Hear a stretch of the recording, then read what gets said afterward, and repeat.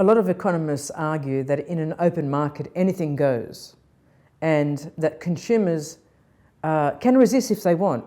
And if they speak up loud enough and advocate loud enough, then companies will change their practices. Consumers and their purchasing power is still the fundamental number one device for opposing change which is unethical. What will happen down the track if people don't speak up now is that more and more of this will happen. Again, we can look at the Facebook debacle most recently. Congress asked Facebook to go and speak up. Tell us more. Tell us why.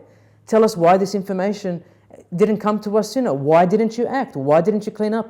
Well, it took them to be found out at a government level to say that they were going to change. I mean, I've seen very slight changes from that time, but really nothing sweeping.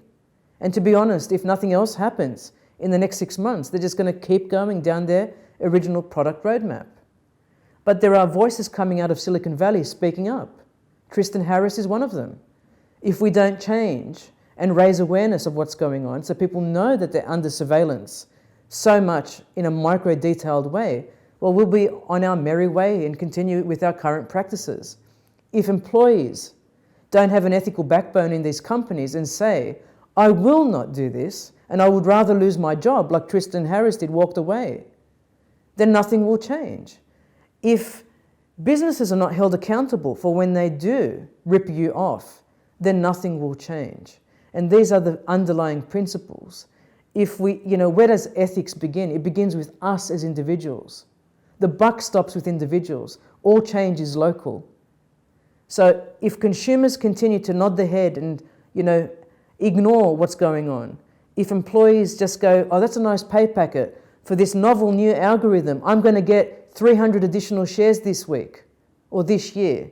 Or look, it's paying for my mortgage. If I can flog off, X% commission in the next 6 months, I can retire when I'm 40. This is the kind of sentiment that is increasing inequality, increasing the number of digital divides. It's no longer who has access to the internet or who doesn't. It's who has fast access to the internet and who doesn't. It's who has access to the internet via their mobile handset or their iPad and who doesn't. It's more than that. It's even now, as we're talking about, neuroeconomics. It's about being able to hack someone's brain through new devices like the emotive devices, which measure your brain waves before you even enter a store, if you're wearing particular kinds of gadgetry. It's these devices that can actually enter your bloodstream in the future that may denote your physiological characteristics and say whether you're in an impulsive mood or not. So if we don't stop at the moment with the current practices, we're going to see more invasive practices, more surveillance, and the surveillance will enter the body.